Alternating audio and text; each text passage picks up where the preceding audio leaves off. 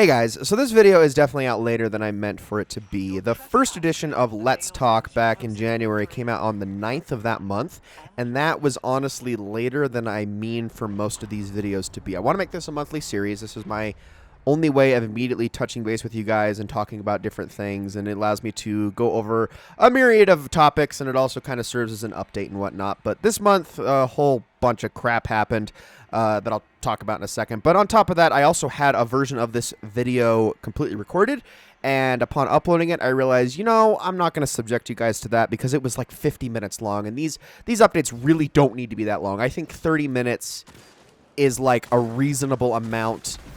Honestly, 40 minutes should be like the max ever. 30 minutes is what I would like to shoot for with videos like this, and I really don't need to make this almost an hour. There's no reason for that with the amount of stuff that I'm talking about in here. So there's a couple of things that I want to go over on every given one of these videos, considering, you know, it's a monthly thing. Real life stuff, not really something I want to talk about in here. Things like Nintendo Directs, which I am going to talk about in this video, but stuff like that is not going to be a normal thing. The only things that I want to cover on a regular basis in every single one of these videos is talking about the games that I'm playing this month and asking you guys what you're playing this month. Talking about some of the games that are coming down the pipeline in the future. And then the last thing I'm going to do in this video that I want to go over is talking about series that I have done in the last, since the last Let's Talk episode, that I'm not going to be picking up again. So obviously non-Let's Play stuff, because Let's Plays, I try to never start those without the intent of finishing it in the end. So yeah, we'll go over all that in due time. But let me just start by, you know, talking about why this video was so late. My family and I and some friends, we all had a vacation planned at the beginning of February. We were supposed to be going to Disneyland, and it was supposed to just be kind of like a 4-day thing. We were leaving on Sunday and I have to remember my dates exactly, Sunday the 30th. And we flew out Sunday the 30th, landed, and then we were supposed to fly back home on Thursday the 3rd of February. And then I was going to try to get this video out and that Legend Arceus Impressions video out by Saturday the 5th. That was the intent. However, we got stranded out there because the flight that we took was the only thing on the trip that we kind of cheaped out on expense-wise. We had this really cheap airline that was able to get us out there, but they only fly in and out of California twice a week. And on, I want to say Tuesday the 1st, a big winter storm rolled around that canceled a lot of flights everywhere, including our own. And in fact, we were on the Pirates of the Caribbean ride, and we all had our phones blow up with a bunch of texts letting us know that our flight got canceled. So that sucked. We were stranded there through Sunday the 6th, because like I said, twice a week, only on Sundays and Thursdays it flies in and out. So we were stranded there until Sunday the 6th. I wasn't able to get home until then, and even then, the flight got delayed like 6 times that day, so I didn't even get home until super late that evening, which is why I wasn't able to record the Legends Arceus impressions until much later, and blah, blah, blah, all sorts of stuff. The one upside to that was I was actually able to beat Legends Arceus for that impressions video, considering I was trapped in an Airbnb for 3 days with nothing to do. But that aside, yeah, it was a whole fiasco. It sucked, and it's also why this video is a lot later than I meant it to be. But like I said, I recorded this initially, was not happy with the length. There was really no reason for me to make it 50 minutes long, so I'm going to try to condense things a bit more this time around to get a more reasonable cadence and pace for videos like this, even though it's not scripted, and I am prone to rambling when things aren't scripted. Okay, so before I get into the Nintendo Direct stuff, the first thing that I would like to go over in every single one of these videos is talking about the games that I'm playing this month, and I want to get a dialogue with you guys on the games that you're playing this month. I would like some recommendations, but I'd also like to just hear about the games that you're playing and what you're enjoying. And February, it's no secret, is a pretty huge month. This is probably, as of right now, the biggest month of the year, you know, obviously until more release dates are set in stone. Usually the biggest month of the year is November on any given year, but This, as of right now, February is the big one, given, you know, the nature of so many releases. And obviously I'm playing Pokemon Legends Arceus. You want my full thoughts on that? I put a video out. That one was a long one too, but I had a lot to say about that game. I am obviously super anticipating, but at the end of this week, on the 18th, Horizon Forbidden West. That is the first game I have pre-ordered since Horizon Zero Dawn, actually, not counting Destiny related stuff, because I am hopelessly addicted to that game. And hey, speaking of Destiny, the expansion for the Witch Queen comes out on Tuesday the 22nd. Horizon Forbidden West, I'm going to be trying to at least beat the entirety of the main game in 4 days. Friday, Saturday, Sunday, Monday. And Tuesday, I'm going to have to jump right into the Witch Queen grind and work on stuff in regards to that. But as far as video content goes with those 2 games, Horizon Forbidden West, I have every intention to, again, assuming that it's good, because, there's always the possibility that it's not, although I am recording this after the reviews went out, so my hopes are somewhat high. But assuming that it's good, and assuming that I still like it, I have every intention of Let's Playing that game, but I will not be Let's Playing it until I've beaten it myself, much like I did with Ghost of Tsushima, much like I did with The Last Guardian, much like I've done with several, or Ori and the Will of the Wisps was another one, several games that I Let's Played within a couple of weeks of release. I don't like putting out Let's Plays day one because I feel like the quality suffers when I do that. So I try to at least beat the game in its entirety so I can come in and actually educate you guys on the game and talk about stuff and show you things that I had noticed in my original playthrough.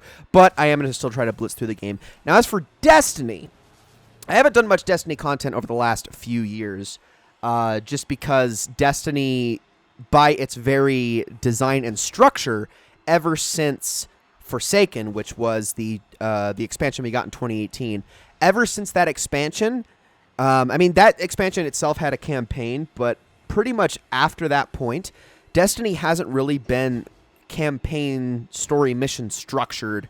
Therefore, it's really bad for Let's Play content. It's just not that kind of a game. It's really hard. It's a live service. A lot of things, come up as the game goes, and it's actually been a lot more raid and activity and dungeon and focused on activities like that as opposed to actual campaign missions like traditional Destiny and Halo and other stuff that Bungie's known for. But with the Witch Queen, the Witch Queen expansion, they are kind of reverting back to it. They're actually giving it a proper full campaign, including a hard mode edition of the campaign, which is the first time Destiny's ever done something like that, with an actual, I guess it's not technically the first time, but it's the first time they've done it with a promise of additional rewards and a truly challenging difficulty that you can play through. And that I am probably going to cover at the very least.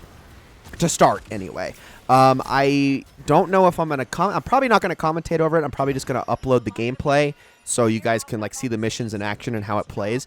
As far as stuff I plan to commentate, that's a little bit further down the road. I've already expressed this multiple times, but I do intend to at some point kind of just go over the state of Destiny and try to bring people into the fold a little bit more, because Destiny has a steep learning curve for new players. It's one of the hardest games for new players to get into on the market at the moment, despite how good it is, just for a whole number of reasons. But would like to put out a video at some point and just give you guys the lowdown and the skinny on what's going on with Destiny and why I am still in love with this game even after the travesty that was Destiny 2's launch.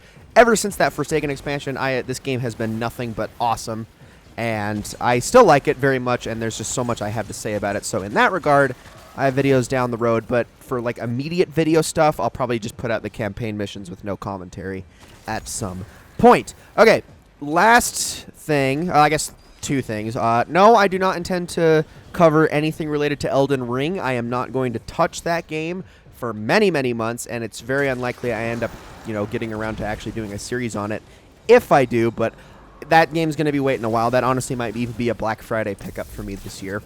But the only other game, and I actually haven't even played it at all in February, but the only game that I have played aside from the stuff I've been doing on the channel and Legends Arceus, since the last Let's Talk video, is actually Subnautica Below Zero. And I can't say much about that game either because I do want to talk about it more in depth in its own, separate thing. But I have been playing that.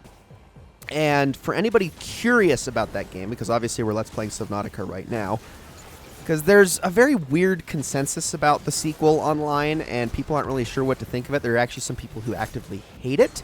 There are people who think it's good, but not quite as good as the original. There are people who think that it's just, it's not necessarily a terrible game, but it's just not a very good game. For the most, I don't know if I've seen a single person say that Subnautica Below Zero is a great, awesome game. And there's good reason for that. But it is a very interesting game that I would like to bring up at some point and juxtapose it to the original, because in that regard, it is actually quite a fascinating case study. And it's a very good example. This is all I'll say, is it's a very good example of taking a lot of the things that the first game did right, running further with them, but also kind of misinterpreting what players liked about the original idea and not quite understanding that. And hopefully with like the feedback that the developers have gotten on this game, if they ever do a third Subnautica game in future, they will be able to make the perfect experience and whatnot. But it is going to be a very interesting game to look at in that regard, and I do intend to cover it in more depth at some point. But I have been playing through it. I'm about 15 hours in. Actually, I dropped it for a while, but I will get back to it at some point. But that's as far as everything I have been playing this month and since the last Let's Talk video. That, and, you know, up until the next Let's Talk video, that's all I got. Horizon Forbidden West, Destiny 2 Witch Queen, Subnautica Below Zero, Pokemon Legends Arceus, again, that latter one. You got all my thoughts in that impressions video. But what are you guys playing? What is in your gaming catalog at the moment? What have you been hopelessly addicted to? It doesn't matter if it's a brand new game. It doesn't matter if it's an old game. I don't even freaking care if it's an Atari 2600 game. Tell me all about it. I want to hear your thoughts on it. Give me that in-depth review on E.T. the Extraterrestrial for the Atari. I'm obviously kidding, but, I mean, actually, it would be pretty entertaining if you could write out, like, 3 paragraphs of, like, actual, genuine review on something that's not really even a game. It's so unplayable. Anyway, let's move on to talk about the Direct that I am extremely late to the party on. I don't like to do Direct impressions to begin with. I did used to do E3 impressions a little bit here and there, but I haven't done that for a few years. E3 as a concept is probably even dead now. And Nintendo Directs, just by and large, are never, like, super hype-inducing experiences for me personally. I guess just to preface this before we get into things so you guys can know where I'm coming from on this, because Nintendo and I have had a very complicated relationship kind of ever since the Wii died. I love Nintendo. I absolutely do. I grew up on Nintendo. All I ever played was Nintendo up until I was about, I want to say about 13 years old, and got myself my very first PlayStation 2. But before that, it was just exclusively Nintendo growing up. And even now, I still love Nintendo. I mean, besides the PS2 itself, my second favorite console of all time is the Nintendo GameCube. And things like the Nintendo 64 and the Game Boy Advance, and those systems are not far behind. I adore those systems. I love Nintendo, but complicated relationship with them over, I would say, the last decade or so. And the Switch is a console that I like. I really, really do like it. However, ever since it is released, it has been almost exclusively either the Pokemon system or the handheld system. As in, I either play it for Pokemon games or I play it for basically an excuse to play games I've played on other systems, but now I can play it on the toilet. Like Okami or Subnautica or Ori and the Blind Forest. You know, these games that I've already beaten before, but they got the Switch version, and so now I got to play the Switch version because, like I said, I want to play it while I'm on the toilet, dang it. Or I'm on a train or a bus or something. Like, that's it. Just for the novelty of the handheld version of a game I love. That's all the Switch has been for me. And I guess also I have done a little bit of the Nintendo Switch Online stuff. Again, mostly for that handheld novelty. To me, the Switch really hasn't moved past that novelty very much. Like, don't get me wrong, it's in my opinion, a very important novelty. I also love the PlayStation Vita for the same reason. I really enjoy being able to take games that I love and playing them in a handheld setting. I don't think it's just a gimmick. I actually think it's a genuine improvement and experience to play a game like that.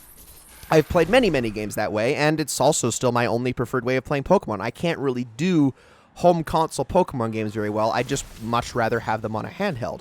So in that regard, I like the Switch a lot. But you take it out of that element, and I have never been so whelmed with a console. Not overwhelmed, not underwhelmed, just whelmed. I mean, I don't think there has been a single first-party Switch release, let alone the third-party stuff, a single first-party Switch release on this entire console in the 5 years that it's been out that I have seen the announcement for and gone, wow, I need to get that day one. Not once. And I'm not even kidding when I say that. Okay, actually, that's a lie. Mario Odyssey was the one time. But I just, playing this system, because, like I said, I treat it as a handheld. To me, $60 is always too steep. Every single time a game comes out, even if it's something I'm excited for, I always go, I don't really need it. It's probably better if I wait for it to get a price drop, and considering, Nintendo first-party games never get price drops, sometimes that just means I don't ever buy them. But I just have this inescapable thought process with Switch games that it's never worth $60 to me.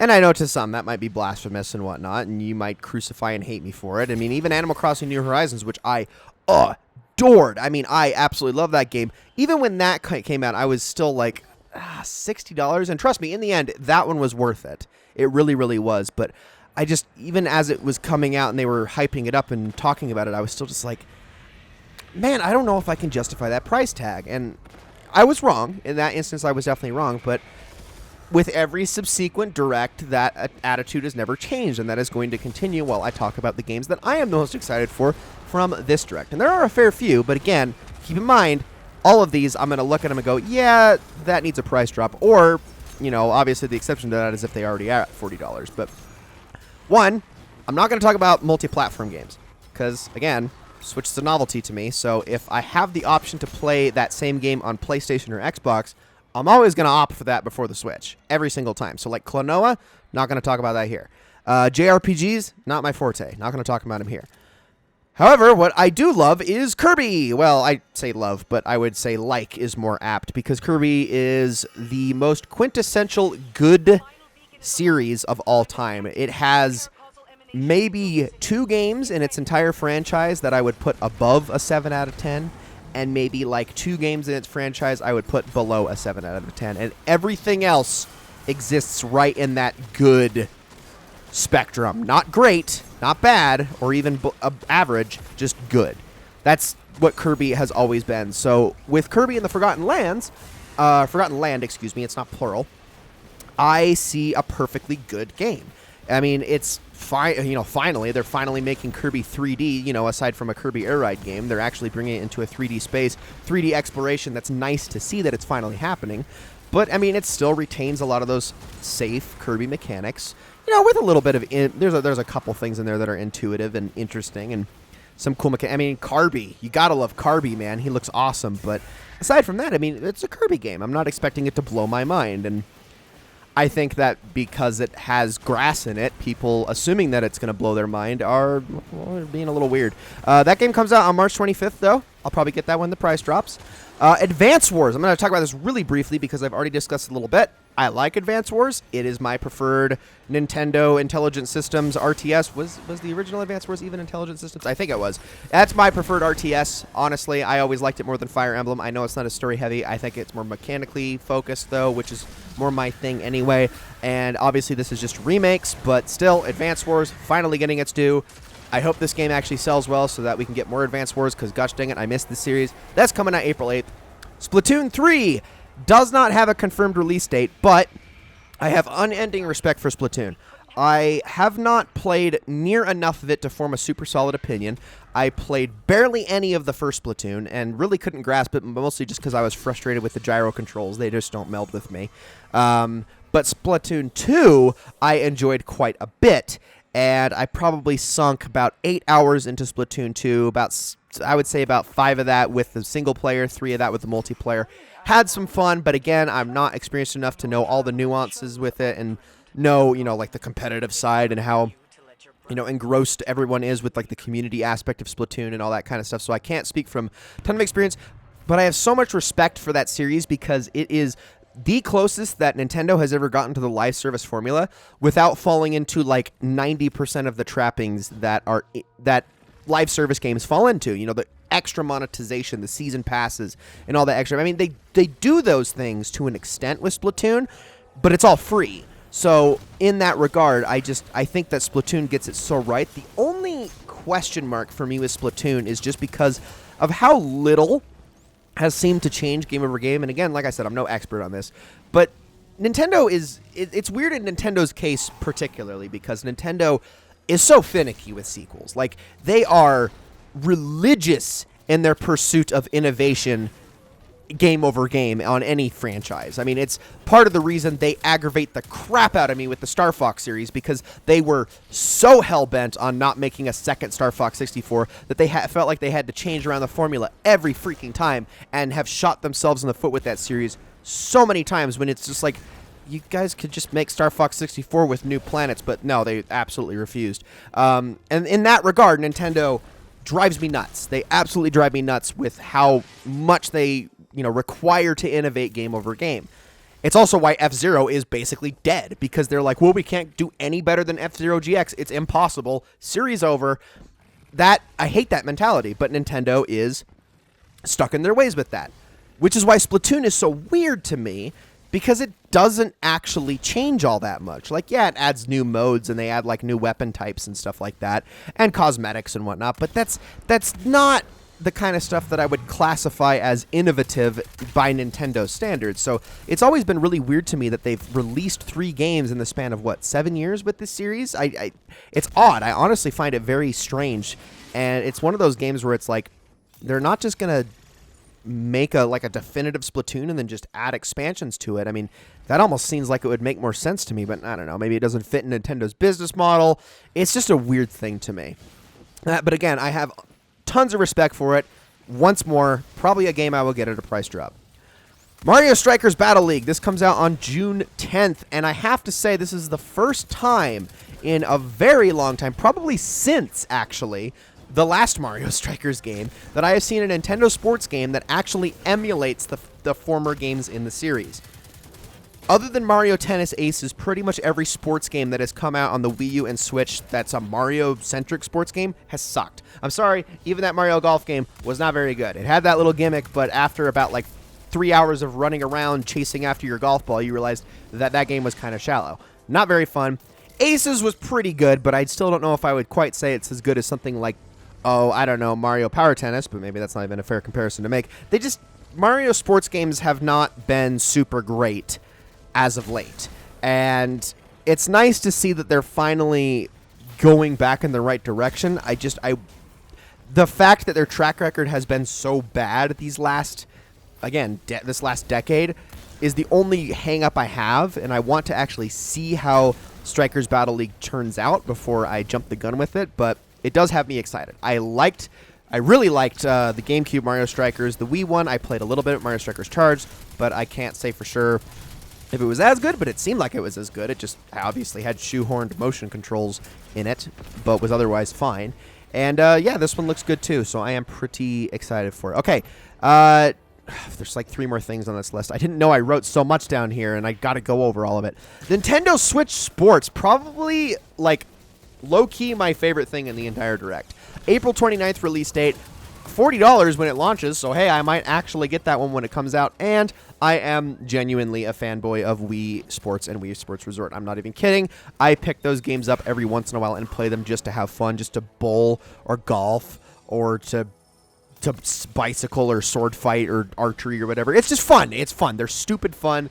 The only thing, obviously, that everyone has pointed out is the fact that, Wii Sports and Wii Sports Resort were obviously centered around the Miis. And these new, avatar characters in this Nintendo Switch Sports commercial, I mean, I don't know what's going on with that, but that art style... No, Nintendo, that doesn't work. I mean, the hope I have for that game, at the very least, is that it doesn't seem as though there are Mii-esque characters in there. That when they did that little segment in the Direct where the developers actually played Switch Sports, it looked like they were using Miis. So maybe in that regard, it's fine, but the actual, the avatars inherent to Nintendo Switch Sports itself, was not a fan of their art style. But that comes out April 29th, and otherwise I'm super excited. I guess the only other hang-up I have is that not all of the sports will be available at launch. Nintendo has had kind of a bad habit with this. They kind of justify it by saying, oh, well, at least the content you're getting later is free, which it's like, yeah, but I would still like to have a complete game when it comes out, and honestly, I wouldn't mind waiting a little longer, but I also kind of get their reasoning that it's like, at least we can give them the game now, and then they can enjoy it for a bit, and then they can come back to it when we give them the extra content later. And again, at least it's free. So, I don't know. It's kind of hard to criticize, but at the same time, not sure if I'm the biggest fan of the model. Last couple things. Mario Kart 8 Deluxe is getting a ton more in a way of tracks. It's going to be getting 48 new tracks, so 12 more cups that are going to be added to the game. My only hang-up is that it's Mario Kart 8 Deluxe and not Mario Kart 8 because I do not like the double item system. I've always hated it. I think it's annoying, and it really compromises the actual racing aspect of Mario Kart. Like, don't get me wrong, items have kind of always been a thing that have been very pervasive in every single Mario Kart game, but in Mario Kart 8 Deluxe, it's a little extreme for my liking. But that's not saying that I'm not going to check all this out, obviously. I still really like everything else about Mario Kart 8 Deluxe. If it weren't for the double item system, I would go out on a limb and say that it is the best Mario Kart game, aside from Wii, obviously, but that's only because of community support and that game's insane skill gap. But aside from that, Mario Kart 8 Deluxe, it's great. It just has one really annoying mechanic that I really wish that was an option that we could do away with. Okay, last thing I want to talk about in this direct, and this is going to be my little soapbox moment, just because I've seen the light, okay, guys? I've seen the light, and now that this is the third time that this has happened, I'm starting to get annoyed with Nintendo about this one, and I'm joining the rest of you in your choruses. Please, Nintendo, just make it happen. So they announced that coming to the Virtual Console the day of the Direct, so it's already out now on the Virtual Console. Virtual Console. No, Virtual Console's dead. Sorry, I meant Nintendo Switch Online. On the NES, we got Earthbound Beginnings, and on the Super Nintendo, we got Earthbound. Okay, this is the third time since the Wii U that Earthbound has been re-released. It's been re-released on the Wii U, the 3DS, and now the Switch. Earthbound Beginnings got it twice. I want to say the Wii U, not the 3DS, but then the Switch. All right? Obviously, what's missing? Mother 3. Duh. You know, before, when the first two times, when Earthbound got re-released on the Wii U and the 3DS, I'd never played it before. I'd never had any experience with any of the Mother games, never touched them, and didn't really even know all that much about them aside from their wackiness and stuff like that. Like, I'd seen a Let's Play or two or something like that, and a couple reviews on the games, you know, retro reviews, but I'd never actually sat down and played any of them myself. Since then, however, I have gotten the chance, and I'll say this, I did not finish Earthbound Beginnings, not because it was too hard, it was just bad. I do not think that is a good RPG. It is very dated, it has a lot of bad mechanics, and it's just honestly frustrating to play. I did finish Earthbound, and I did finish Mother 3. In fact, I own a physical reproduction cartridge with the box and everything, fan-made, blah, blah, blah. I have that sitting on my shelf, and yeah, there's no way I'm going to own a physical copy of Earthbound, which is obviously why everyone was clamoring for it to be released. But obviously, what's the thing that fans have been saying for 16 years? Nintendo, please localize Mother 3. Like, I'm begging of you, please localize Mother 3. Earthbound Beginnings is a bad game, okay? I'm just going to say that straight up. Earthbound Beginnings only exists with the, you know, under the notion that you might want to check it out as a novelty to see where the series began. It is otherwise not fun. It is really frustrating to play. It has some really bad dated mechanics in it. And I can't imagine most people, unless they are extremely morbidly curious, most people picking it up for more than a couple of hours and then putting it down forever. Earthbound, the second game, Mother 2, the one with Ness, you know, that is a good game. It really is. It's not my favorite, though, and that's because of one big glaring flaw with it, and that's its story, which is not very good. Everything else about it is the interesting characters that you come across, the crazy locales, just the happenings that happen, the battle system, which is just great. I love it. All of that's good, but the actual writing, like the story, and then the characters you meet, almost none of it is really that great, aside from the villain. The villain is the best part of that game, in my opinion. And in that regard, you could make the argument that it's kind of like a Pokemon game, where the story is by far the weakest link, but everything else is what you're there for. However, for as wacky and silly and crazy as it is, that stuff doesn't charm me as much as the designs of Pokemon, for instance, which is why I prefer something like Pokemon. So Earthbound is good, but it's not my favorite. What is my favorite, what is a masterpiece, and in my opinion, the best RPG that Nintendo has ever made, outside of the Paper Mario series and the Pokemon series, is Mother 3. It is phenomenal. It is so freaking good. And upon having actually played all 3 of the games now, it needs to be localized. There has been so many arguments as to why it hasn't happened. A lot of it has to do with the themes and the actual events that happened in the 3, which I would believe were this still the sanitized, child-friendly Nintendo era of the 90s. Fun fact, spoiler alert, Nintendo is way past that stage. In fact, the Switch is nowadays in a total breeding ground for not safe for work games, probably the biggest haven for hentai games outside of Steam. I'm not even kidding. It makes no sense now that Mother 3 is not allowed anymore because a couple of slightly questionable, I would go so far as to say T-rated themes that are in the game, even though I don't even think the game, well, I mean, obviously it never got an ESRB rating, but I don't think you would really rate the game beyond T. It's got a couple of things in there, but especially in today's age and today's era, none of that makes any sense to me. Absolutely not. Even some Nintendo first-party stuff has gone worse than what Mother 3 has done. Fire Emblem Three Houses, for instance, has implications and themes and dialogue and talking points that are much, much more mature than anything that happens in Mother 3. So I just don't get that argument anymore. It doesn't make any sense to me. And the fact that, like, I've played a fair few translated Japanese games at this point now. I didn't for the longest time, but in the past few years, I've managed to sit around and play a couple. And every single time when I sit down, I even like something like Doshin the Giant, which I finally got around to playing. And that's a game that's constantly talked about as like, oh, this needed to be localized. You know, it was the famous Nintendo 64 disc drive game that everybody was like, why didn't it ever come over here? None of them have ever given me the feeling that like that needs to be localized because it's something out that we're all missing out on. That just almost never happens with Japanese exclusive games that never got a Western localization. Mother 3 is the exception because it is a masterpiece. It's actually a masterpiece. It's so freaking good, and it's a crime. They've got to be laughing at us at this point that it's not over here. I get it. I'm just saying the things that people have been saying for years. I'm just joining the chorus. But this time broke me. The fact that it's happened a third time, this is the third time that they have made a big deal of bringing Earthbound to the current console, and we still haven't seen Mother 3 localized. It's stupid. It's actually stupid, Nintendo. It's got to happen. Make it happen. Okay, that's my soapbox. Anyway, that's everything that I personally want to talk about for the Nintendo Direct. Again, there are a couple of multi-platform games that I'll just be getting on PlayStation, like Klonoa. And then there was, you know, obviously the JRPGs that I'm not really the authority on that stuff, so don't come to me asking about that stuff.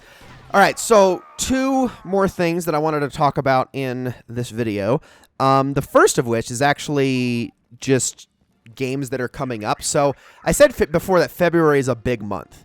And when I say a big month, I really mean like, aside from what I just talked about in the Direct there, I don't have much anticipation for anything else coming out for the rest of the year. Horizon Forbidden West and Destiny 2 Witch Queen are my 2 big games, and then Legends Arceus was probably a somewhat close third, even though I was very wary of that game before I ended up actually playing it. Those are probably my big 3 of the year. Right now, honestly, Nintendo Switch Sports is probably my 4th. That being said, there are 2 games I haven't talked about yet in this video that I am anticipating, and we'll talk about them a little bit more as we get closer to release, but I am very curious about, but they come with some caveats. So the first of those is actually Pocky and Rocky Reshrined, which is coming out on April 21st. This is a remake, but an enhanced remake of the original Pocky and Rocky for the Super Nintendo. It's basically getting a remake. I think it's getting with added levels and new characters with special abilities and things like that. They're basically updating the formula while still retaining the same gameplay. If you don't know, Pocky and Rocky is low-key one of the best Super Nintendo games ever. So freaking good, but it is like ball-stranglingly hard. It is so freaking difficult, especially in single player, actually. I mean, don't get me wrong, co-op isn't that much easier because it also has some mechanics that offset the advantage of having a second player on screen, but freaking hard games, like deceptively hard games due to how cutesy they look, but so freaking fun. And to get an update to this game with actual difficulty modes too, which is also really nice. Don't get me wrong, But the original Pocket Rocky had difficulties, but they didn't mean a whole lot in the grand scheme of things. I mean, easy and normal were not that distinguishable from one another, and hard mode was just, I mean, that's just masochism at that point. That was just too stupid. But, you know, the fact that they're broadening things and they're going to make it a little bit more accessible and stuff like that while adding all of these extra features, I am extremely excited to play that. It's also not going to be a full-price game, obviously. That one is going to be fun. That's one game I'm super excited for. But the other one, the other big one, and this one comes with a major caveat, is, of course, the next Bethesda Game Studios game. And I'm not going to pre-order this. I'm not going to jump to any conclusions and immediately go, oh, this game's going to be amazing, because there's no telling that it will be. But I've covered Fallout on this channel. I've covered Skyrim on this channel. I've covered other Bethesda-related things and will continue to cover other Bethesda-related things because, for the most part, Bethesda Softworks games, I like them. I like them a lot. So, naturally, November 11th, we're getting Starfield. Now, I said this comes with a caveat because I will not be touching that game until I am able to get my hands on an Xbox Series X, which I don't have. And I don't know if I'll be able to get that anytime soon, especially with the Steam Deck coming out recently, and that's kind of got priority. I mean, I don't know, maybe the Starfield will work on the Steam Deck, we'll see, but I don't know yet. I honestly don't know if I'm going to be able to pick up that game, but I would very much like to, and I am anticipating it greatly because an actual new IP, somewhat in the same vein as Fallout and Elder Scrolls and whatnot, that has me super interested. So that's really all I'm looking forward to for the rest of the year. Horizon Forbidden West and Destiny 2 Ishgreen, those were my hallmarks for 2022. But obviously there's a lot of year left. There's still more announcements to be made. We'll see. But for right now, those are the two that I am looking forward to. All right, last part of the video, last part of this whole thing, I want to go over a couple of series that I did, some non-Let's Play stuff that are on pause, on hold, or whatever, that I will not be picking back up. So if you don't hear it here, there's a chance I'm going to continue it later. But I've already decided at least 3 of the games that I have covered so far I will not be touching again. And I'm not going to include Eastshade in that group because that just didn't have a chance from the get-go. I'm not going to include Sable either, actually, because I ended that one on a pretty firm note, and both of those came out before the first Let's Talk video. So this is stuff since the last one up to now, not including those 2. Mr. Mosquito, Anthem, and Ribbit King I will not be doing again, and I just wanted to briefly explain why. So let's start with Anthem, because that was probably the most tempting of the 3 to bring back again. Just because Anthem actually was fun to play, and the more I played of it, the more interested I got, and I was like, okay, I really wanted to see like where this failed, and I kind of already got a sense of it. Like, the story was not very good. It was very generic, very boring, very stock, very standard, and not to mention the looting system seemed incredibly unintuitive. I mean, the fact that I was able to get basically an endgame weapon super early on to just plow through the campaign was probably what helped in making the gameplay so fun, just because it's just given to players at that point. But aside from that, you know, like the actual gameplay mechanics and the build crafting and stuff like that, that stuff seemed kind of interesting to me. Not to mention the actual open world itself and the lore, which obviously, you know, lore is one thing, and I know a lot of people get turned off by that word, but I care about lore sometimes. But I wanted to see where this game went wrong. But upon further inspection and, you know, just kind of mulling over all those facts and realizing that it is a dead end, and that the further I play into it, the more, if I do enjoy it, the more disappointed I'm going to be that it went the route it went. I just decided, you know what, we can just let Sleeping Dogs lie and move on from that one. We don't need to see any more of it. It's a shame, I think, because there is a lot of potential there, but there's also a lot of issues there, and that's kind of why it died. So that's why we're dropping Anthem. Ribbit King, I really didn't even have any intention going beyond 1 episode, because all of my nostalgia for that game solely existed in the Versus mode, which I showed off in the first episode. Jumped in the story mode for 2 episodes, was like, oh, this is cute, but it's just more of the same, and really does kind of reaffirm that Ribbit King, despite how much fun I had with it as a kid, really does reaffirm that it is a cult classic for a reason, and it did not get very good reviews at the time for a reason, because it's a very shallow game. It's one concept the entire time, and it doesn't really change beyond that. And I get it, it's a golf game, all golf games are like that, but this one just isn't all that innovative in that department. I mean, it's cute, don't get me wrong, and it's silly, and it's kind of a crapshoot, and it's a phenomenal party game, but that's what it is, a party game. And going into the single-player mode of that, I mean, it's not even as interesting as something like Mario Party. So I felt like, that's enough. And the last one, obviously, Mr. Mosquito. That one, really, it was like I had every intention, actually, of going further with that game. But that last episode kind of cemented my idea to quit the series. The first 2 episodes, I was mostly all in. I'll admit that bathroom level made me incredibly uncomfortable. But aside from that, Mr. Mosquito, it's such a freaking weird game. It's so bizarre, so out there, that how can you not be at least somewhat fascinated by it and seeing what they were trying to do with it. And I did want to see like more levels and the kind of scenarios you'd be in and stuff like that, because it was getting stranger. I wanted to see, what happens when they start to go outside. What happens is there a level where you have to go inside one of their, like, the car? Because that would be funny. I mean, there's so many different things, like, while they're driving to the supermarket or whatever, there's so many things that you could do with that formula in terms of like scenarios.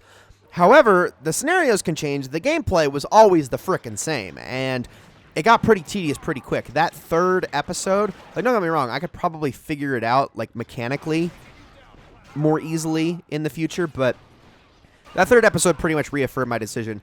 This series doesn't need to continue. It's incredibly tedious, and I don't know if its quirkiness or its weirdness warrants experiencing more of that tedium, if you know what I mean. So, pretty okay with dropping that series and not moving on with it anymore. Once it's said here, guys, that's it. It's set in stone. There's too many games. I can't go back to all of them. I think I'm pretty confident with moving on. Unless you guys can, like, come up with a super compelling case as to why I should go back to one of those games, that's it. That is the nail in the coffin right there. And I intend to do stuff like that in every single Let's Talk video when applicable. But that's all I have to say for today, guys. Thank you all so very much for watching. Thank you all so very much for listening. I hope you all enjoyed this very, very much, and I will see you all in the next one. I promise the March one will come out a little bit sooner. See you all then.